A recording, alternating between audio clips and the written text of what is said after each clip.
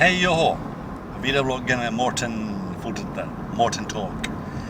Men det här vägarbeten, vi kör just förbi ett område med vägarbeten här i Korsholm utanför Vasa. Och det är så här med vägarbeten, det behövs ju.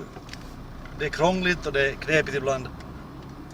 Men det måste göras vägarbeten för att få vägen bättre, för att få framfarten smidigare.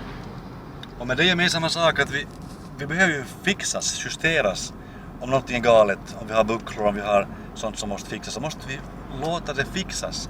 Jesus, vår bästa vän, han är vår läkare, han kan fixa oss och hjälpa oss så att det i vår tur sen kan bli en väg för andra. En fixad väg som kan fixa andra. Så det är tanken när folk får det här åka här om det här området med vägarbeten.